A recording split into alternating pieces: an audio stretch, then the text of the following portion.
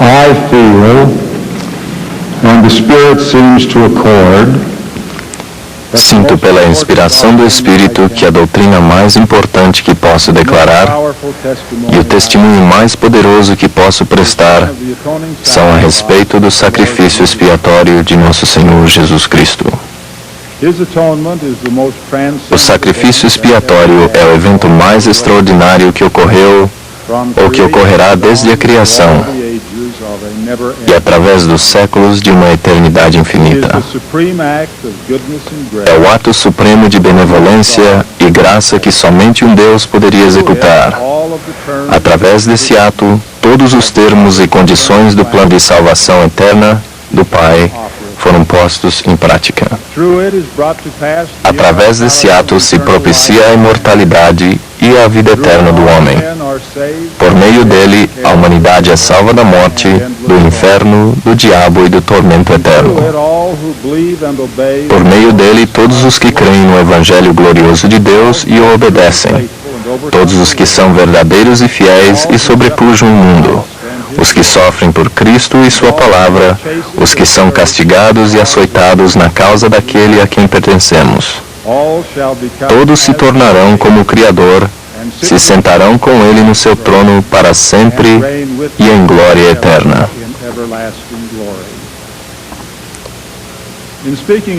Vou usar minhas palavras para falar dessas coisas maravilhosas a vocês. E talvez pensem que são escrituras proferidas por outros apóstolos e profetas. De fato, foram antes proclamadas por outros, mas agora são minhas palavras, pois o Santo Espírito de Deus me prestou testemunho de que são verdadeiras. E é como se o Senhor as tivesse revelado a mim em primeiro lugar. Portanto, eu ouvi a sua voz e sou conhecedor de sua palavra. 2000 anos atrás, fora dos muros de Jerusalém, havia um jardim muito bonito chamado Getsemane, onde Jesus e seus mais íntimos amigos se retiravam para orar e meditar. Lá, Jesus ensinava aos discípulos as doutrinas do reino, e todos comungavam com ele, que é o Pai de todos nós, e em cujo ministério se encontravam e a quem serviam. A exemplo do Éden, este local sagrado onde Adão habitou, e como o Monte Sinai, onde Jeová deu as suas leis, como o Calvário, onde o Filho de Deus deu a vida como redenção para muitos, esse solo sagrado é onde o Filho Imaculado do Pai Eterno tomou sobre si os pecados da humanidade, contanto que se arrependessem. Não sabemos, não compreendemos, e a mente humana não pode conceber o impacto total porque passou Cristo no Getsemane. Sabemos que ele suou grandes gotas de sangue por todos os poros, quando tomou o resto da taça amarga que o Pai lhe havia dado. Sabemos que ele sofreu no corpo e espírito mais do que é possível para o ser mortal sofrer, a não ser a morte. Sabemos que, de certa forma, incompreensível para nós, seu sofrimento satisfez a justiça, resgatando as almas penitentes das dores e punições do pecado, pondo a misericórdia ao alcance de todos os que creem no seu santo nome. Sabemos que ele prostrou-se ao solo, tremendo das dores e agonias infinitas causadas pelo fardo e desejando que Oxalá não tivesse que tomar da taça. Sabemos que um anjo desceu das cortes de glória para fortalecê-lo e cremos que talvez fosse Miguel, o arcanjo que outrora caíra para que o homem existisse. Pelo que sabemos, a agonia infinita desse sofrimento continuou durante 3 ou 4 horas.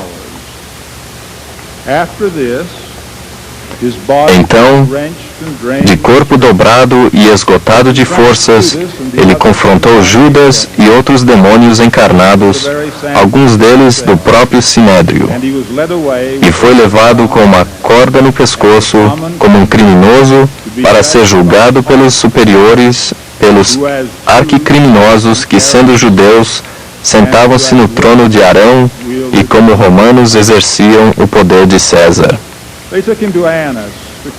Levaram-no a Anás, a Caifás, a Pilatos, a Herodes e outra vez a Pilatos.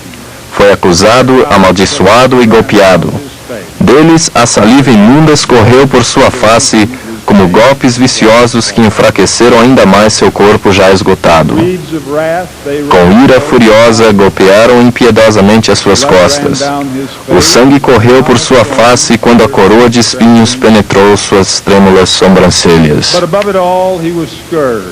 Acima de tudo, ele foi açoitado com 40 chicotadas, exceto uma, com um chicote de várias correias, com ossos pontudos e metais afiados, entrelaçados entre as tiras de couro.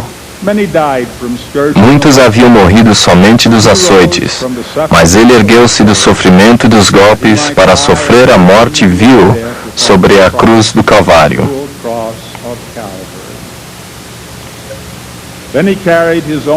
Então carregou a própria cruz até que desfaleceu com o peso, a dor e a agonia de tudo que passava. Por último, numa colina denominada Calvário, fora dos muros de Jerusalém, os soldados romanos pregaram-no à cruz, enquanto os indefesos discípulos olhavam e sentiam nos próprios corpos a agonia da hora da morte.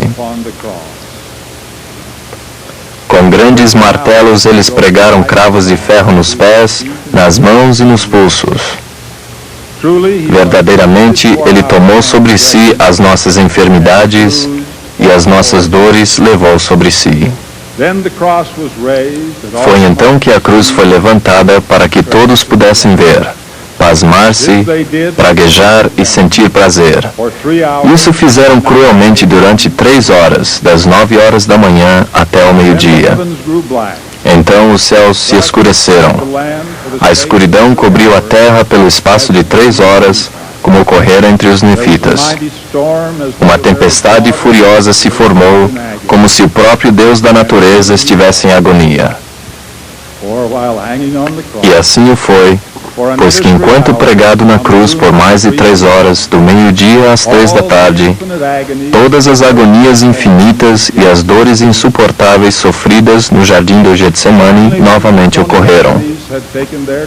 Por fim, quando a agonia da expiação havia feito-se sentir, quando a vitória havia sido conquistada, quando o Filho de Deus cumprira a vontade do Pai em todas as coisas, então ele exclamou: está consumado, e voluntariamente entregou seu espírito. Quando a paz e o consolo de uma morte misericordiosa livraram-no das dores e do sofrimento mortal, ele voltou ao paraíso de Deus. Ao oferecer a alma pelo pecado, estava preparando para ver sua semente, como cumprimento da palavra messiânica. Semente essa que eram todos os santos profetas e santos fiéis que viveram no passado. Eram os que haviam tomado sobre si o seu nome e que, sendo por ele gerados espiritualmente, haviam se tornado seus filhos e filhas, mesmo como ocorre conosco. Todos haviam se reunido no mundo espiritual para contemplar sua face e ouvir sua voz. Após 38 ou 40 horas, 3 dias conforme os judeus contam o tempo, nosso bendito Senhor veio ao sepulcro de José de Arimateia, onde seu corpo parcialmente embalsamado fora ali colocado por Nicodemos e José de Arimateia. Então, de maneira incompreensível para nós, ele tomou o corpo, que não havia ainda passado por corrupção, e ergueu-se em gloriosa imortalidade, tornando-se então como o Pai ressuscitado. Recebeu então todo o poder na terra e no céu, obtendo exaltação eterna, e aparecendo a Maria Madalena e a muitos outros, antes de ascender aos céus, para sentar-se à mão direita de Deus Todo-Poderoso e reinar para sempre em glória eterna.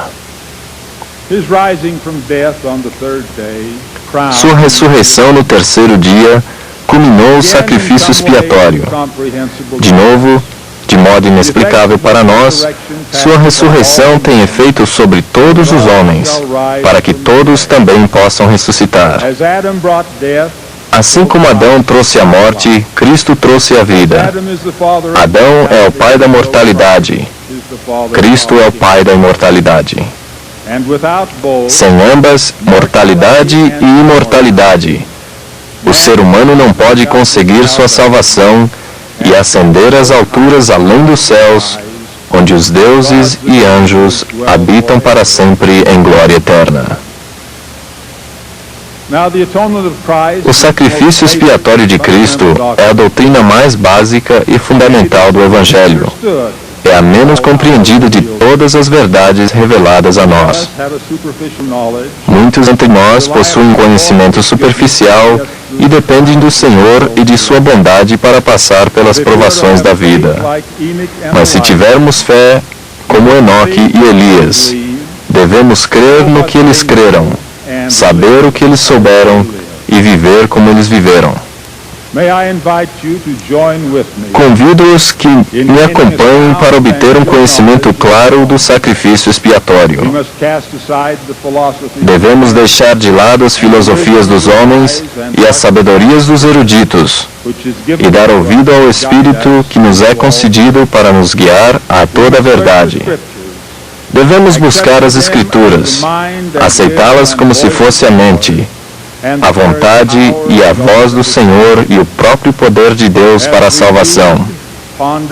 À medida que lemos, oramos e ponderamos, receberemos a visão dos três jardins de Deus: o Éden, o jardim de Getsemane e o sepulcro desolado, onde Jesus apareceu a Maria Madalena. No Éden veremos tudo criado num estado paradisíaco, sem morte, sem procriação e sem experiências probacionárias. Saberemos que essa criação, agora desconhecida ao ser humano, foi a única maneira de recompensar a queda.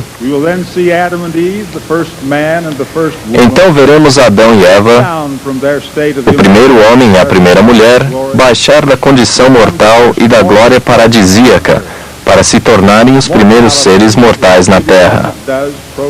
A mortalidade, incluindo procriação e morte, entraram no mundo, e devido à transgressão, as condições de provações e experiências terão início. No jardim do Getsemane, veremos então o Filho de Deus resgatar o homem da morte temporal e espiritual, que são as consequências da queda de Adão. Finalmente, diante do sepulcro vazio, saberemos que Cristo, nosso Senhor, rompeu os aguilhões da morte e permanece para sempre triunfante sobre a sepultura. Por conseguinte, a criação gerou a queda gerou a mortalidade, e Cristo trouxe imortalidade e vida eterna. Sem a queda de Adão, através da qual adveio a morte, não haveria o sacrifício expiatório de Cristo, pelo qual recebemos a vida. Agora, quanto ao sacrifício expiatório perfeito, forjado pelo derramamento do sangue de Deus, testifico que se consumou em Getsemane e no Gólgota. E quanto a Jesus Cristo, testifico que é o Filho do Deus vivo e que foi crucificado pelos pecados do mundo. É nosso Senhor, nosso Deus e nosso Rei. Isso sei pessoalmente, independente de qualquer outra pessoa. Sou uma de suas testemunhas, e brevemente apalparei as marcas dos cravos nas suas mãos e pés, e derramarei minhas lágrimas sobre seus pés. Esta certeza não será maior que a que tenho agora, que Ele é o Filho do Deus Todo-Poderoso, o Salvador e o Redentor, e que a salvação é obtida por e através de seu sacrifício expiatório e de nenhuma outra forma. Que Deus nos permita trilhar os caminhos da luz, assim como Deus nosso Pai está na luz, para que, conforme suas promessas, o sangue de seu Filho Jesus Cristo possa nos purificar de todo o pecado.